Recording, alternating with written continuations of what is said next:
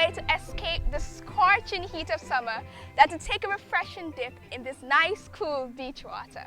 When I arrived at the beach as a child, next to splashing in the water, my absolute favorite thing to do was build sandcastles. I'd pick a spot and immediately start digging, shaping and forming the sand with my little brightly colored bucket and shovel, or even just my hands. Nowadays, kids have some more advanced technology, but I can tell you from experience, nothing will ever beat the original. There was no limit to what I could do with some sand, a little bit of water, and a lot of creativity. Today, we are regressing a little bit and we're becoming little children again. We're building sand castles.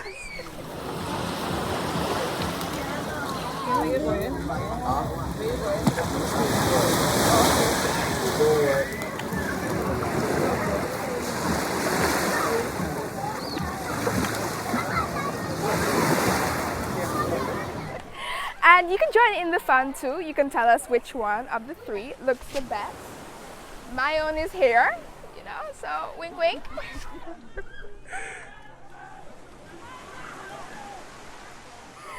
The creative juices are not really flowing, but sandcastles.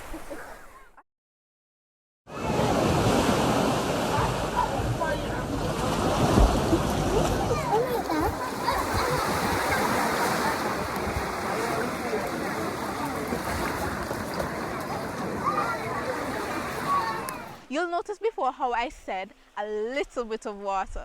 I'm sure another memory that all of us share from our days as mini engineers is miscalculating the sand to water ratio and having to watch part of our masterpiece disintegrate before our very eyes.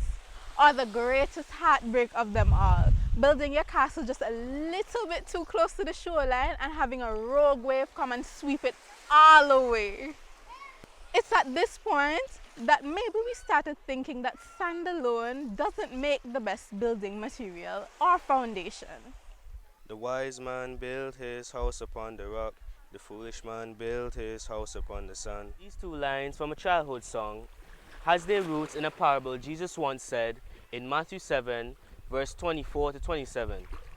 Therefore, whosoever heareth these sayings of mine and doeth them, I will liken it unto him, a wise man, which built his house upon a rock. And the rain descended, and the floods came, and the winds blew, and beat upon that house. And it fell not, for it was founded upon a rock. And every one that heareth these sayings of mine, and doeth them not, shall be likened unto a foolish man, which built his house upon the sand. And the rain descended, and the floods came, and the winds blew, and beat upon that house, and it fell. And great was the fall of it. Surely we are all made wise by the same parable, not to build our house on sand. But the parable talks about more than just our physical dwelling.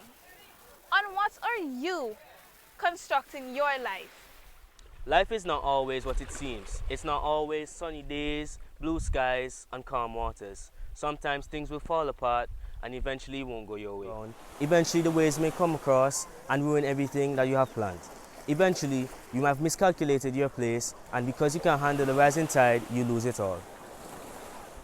When your sense of security is the solid rock, no matter how hard the winds blow, no matter how much rain falls, or how hard the waves come in, no matter what trials you're facing, if your foundation is Jesus, the solid rock, all the raging storms that you're going through will be quieted at his command. Don't want to take our word for it? Find the Bible, open it, and you will see the truth. Jesus can never and will never fail you. No life trial can overflow the peace that he gives. Maybe you feel like your house is falling. Maybe that it's time for you to rebuild.